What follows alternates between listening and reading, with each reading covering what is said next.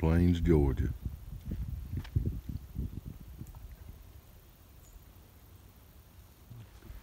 Rosalind Carter Butterfly Trail.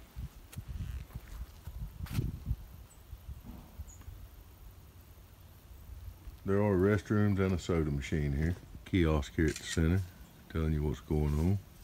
9/24/10.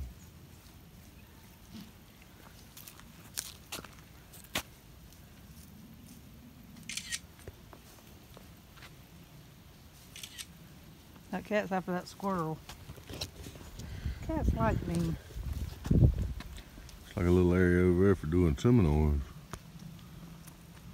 of some sort, I don't know. Sugar cane on that side.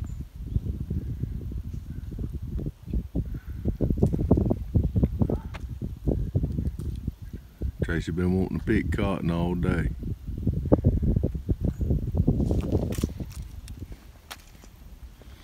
Jimmy Carter's 1995 poem, Always a Record, reflects his childhood impression that in his father's mind, everything on the farm had to pay its own way. The title is a phrase Jimmy often heard his father say.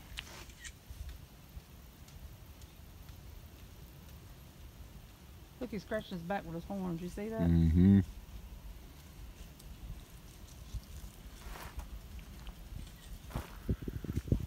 Back to a simpler time. A outhouse and some chickens.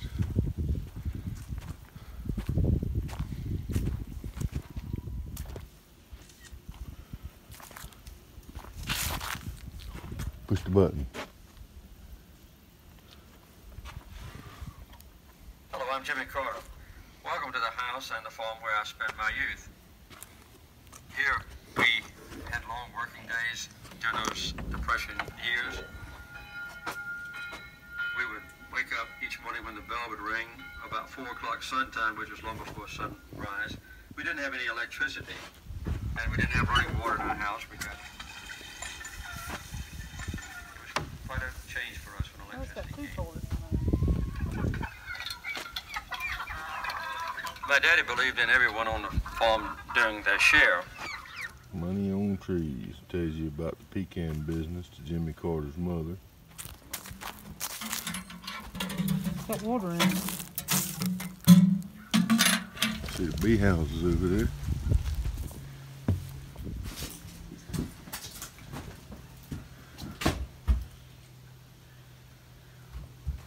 Around the porch area for washing.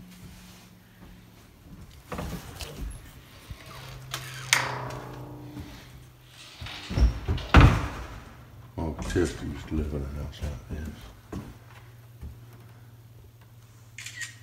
That's the kitchen.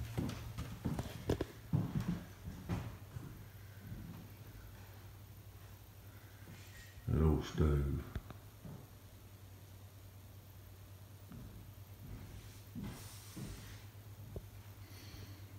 Butter churn. Look at the phone. When I was a boy, I was strongly influenced by my uncle Tom Boyhood, who served in the Navy and stationed in the Pacific on the ships. And he would often send me letters and souvenir gifts from China, Japan, the Philippines, other places that he visited. One of the presents he sent me was a small model of a Chinese Junko ship. Of course, that was one of my most cherished possessions.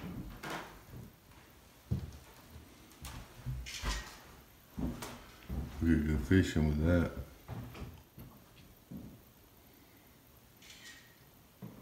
How you like the shower? Did you notice the shower? Yeah.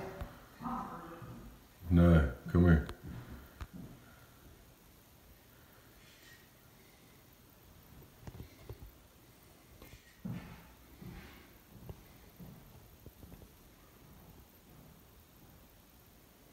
It's amazing how real that food looks. Green beans, butter.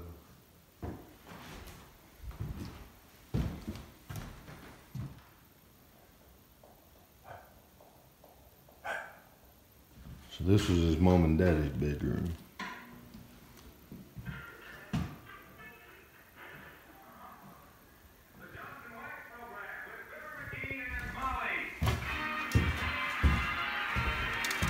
Before we had electricity in our home, one of our major treasures was a battery-operated radio that was placed in the living room, and we would all sit and watch the radio while we listened to the exciting programs of a very limited nature. Daddy was very stingy about running the battery down, so our time was limited.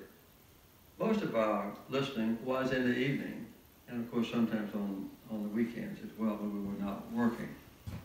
We really enjoyed programs like Little Orphan Annie and Amos and Andy and Philip McGee and Bobby. Well, I must say, McGee, she's here inside. Usually we all watched and listened to the radio at the same time, but I have a special interest in Glenn Miller's music, which came on, unfortunately, quite late at night, like 8 o'clock. And Daddy would let me stay up after the other family went to bed. I would lie in front of the fireplace. We had a clock on the mantel in the living room. One of my most vivid memories about the radio was when there was a heavyweight boxing match between Joe Louis and the Fly Overtones. I guess all over the world, particularly in the Deep South. About 30 or 40 of them asked my father if they could listen to the radio. Daddy approved, of course. And in the living room on the windowsill. This is the porch on the front end of the house. This is what we've done come through. You'd never think that in rural America.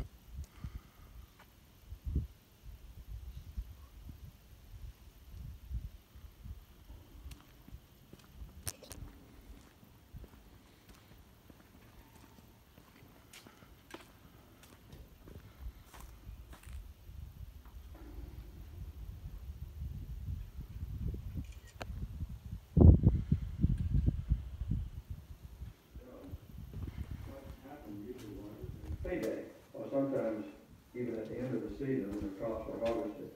Look how much stuff cost back then. The stores were convenient for 3 reasons. One, they were close by. The landowner, the larger ones, owned the store and wanted to make a profit on items sold. And third, the people who lived in Chicken town, plucker. where the landowner that owned the store would know them. And if they wanted to buy a pair of shoes or shirt or work, he could collect the bill. This store was not kept open all the time, but it was open all day Saturday, because that was the day for major purchases. That was the day when the workers were paid and when they paid off what they owed. The rest of the week, the store was closed except when somebody wanted to make any kind of purchase. Both we and they were out of the fields during mealtime. So almost every time I ever sat down at a meal, someone knocked on the back door and wanted to make a purchase from the store. My daddy would throw the keys across the table to me.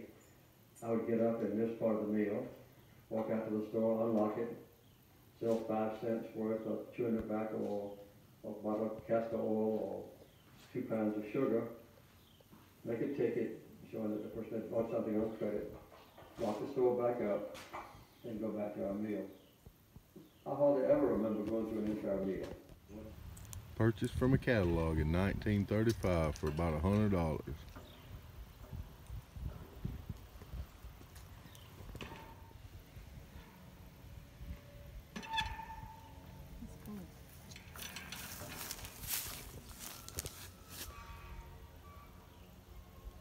Gardens with some grains and some cotton and some sugar cane.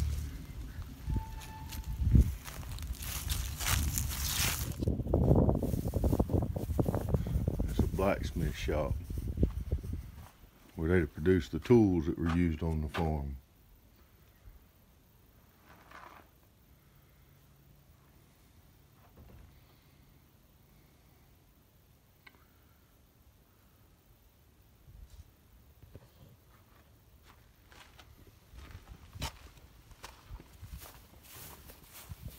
Be careful, don't trip backwards. Oh, I know what I'm doing. You know what you doing? Yep.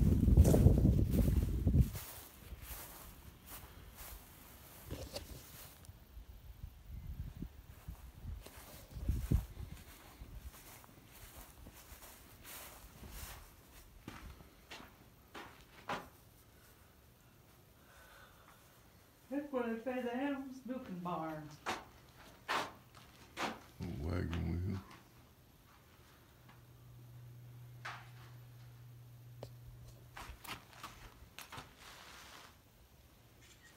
This was an actual working farm, not just for themselves.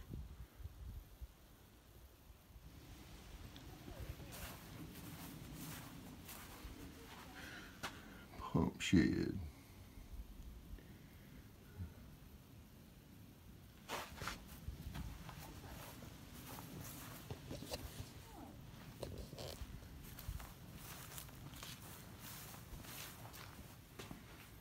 Oh, it's a pretty black cat too.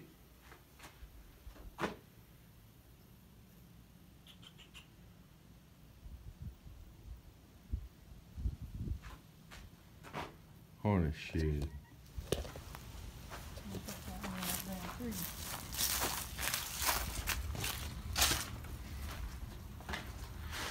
See all the old tools. Bell.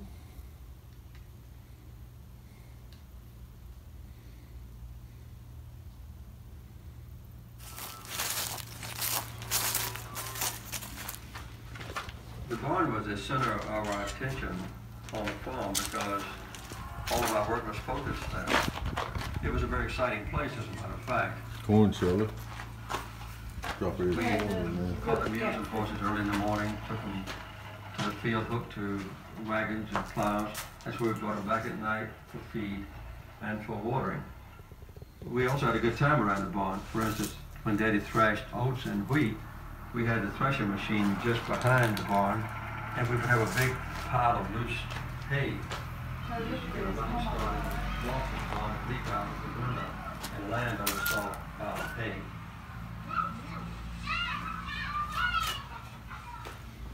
Throughout my young life, I worked and played with my boyhood neighbors. My neighbors were African American, and we were. These are mules, are they? We won the last contest. But then, we were 14 or so. As we approached the pasture gate, they went to open it and then stood back. This made me hesitate.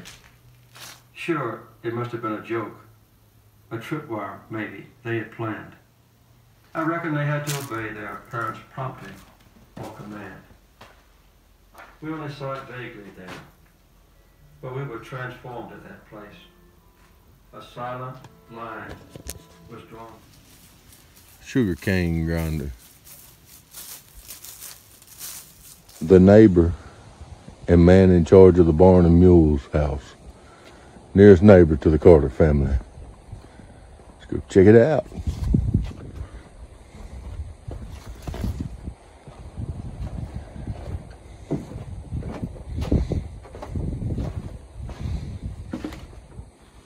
Yep, here's pictures of them. Tyler Jack Clark and Rachel Clark. Was the only employee on the farm to work 7 days a week, rain or shine. Old armoire.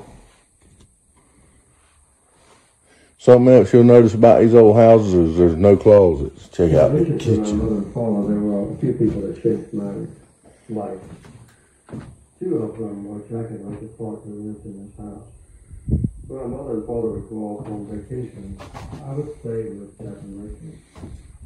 And they provided me with information about the basic elements of life, the priorities that any human being should recruit, and also my entree into understanding how the sharecroppers and Look at the old ice cream turn. Yep. segregated